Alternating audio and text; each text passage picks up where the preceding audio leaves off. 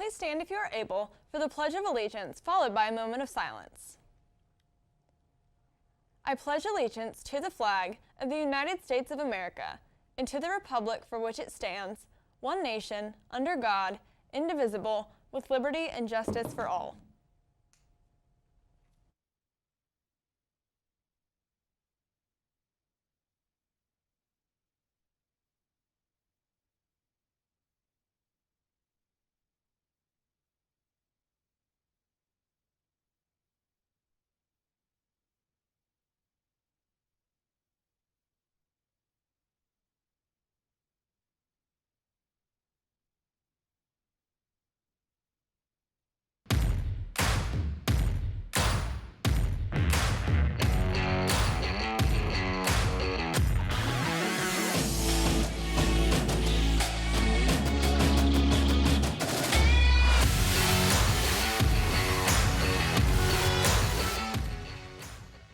Good morning, Olympians, and welcome back to Columbus East Media Studios for this week's announcements. I'm your host, Alaina Scholl, and I hope you had a wonderful three-day weekend. Now let's get right into these announcements. Columbus East will be hosting a family night from 6 to 7 p.m. tomorrow. The event is open to all 8th graders and will help to prepare them for coming into high school. It will have several components, including an activities fair, a presentation in the auditorium, and tours of the building. For more information, see Mrs. Cordova in the library. BCSC's Winter Color Guards are hosting a spaghetti dinner and silent auction on January 28th from 5 to 8 p.m. at Memorial Baptist Church. All revenue goes towards offsetting travel costs for their competitive season. Plates cost $5 and a bake sale will be held for dessert. Emma Burns' senior project, a theater production entitled Lockdown, will be debuting on Friday, February 3rd, during Second Mod in the auditorium. Viewer discretion is advised as this play deals with mature themes such as gun violence. An additional showing is also available on Sunday, February 5th at 2:30 in the auditorium. BCSC's next Professional Development Day will take place on February 20th. Students will not have school on this day. Now over to Dancy Kane with this week's weather report. Thanks, Alaina. This afternoon, we're supposed to see rain showers on and off with a high temperature of 48 and winds at 12 miles per hour. Tomorrow, we'll see a high of 56 with clouds and heavy winds throughout the day, with speeds of 18 miles per hour.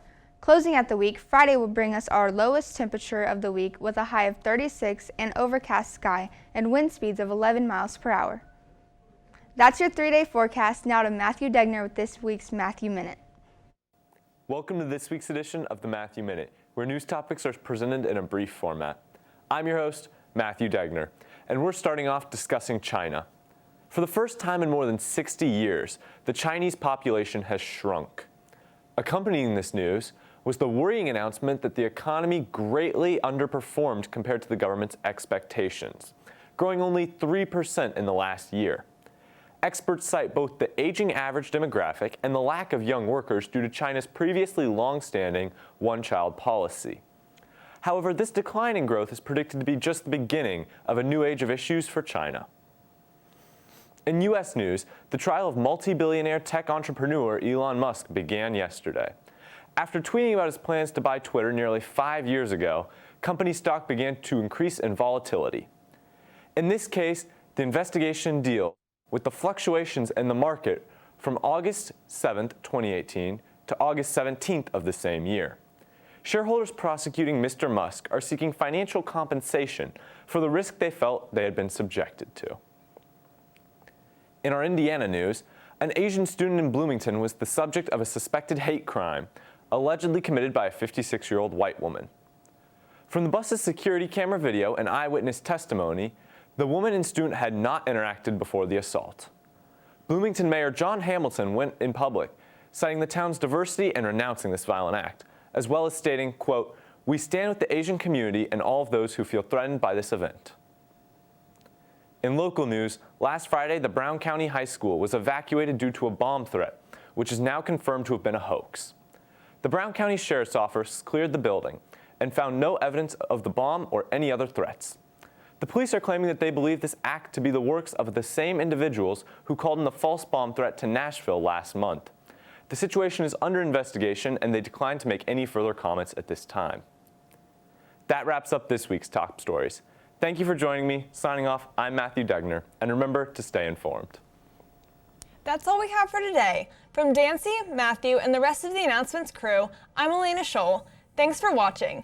Remember to take care of yourself, others, and the place, and as always, try to be the best part of someone's day.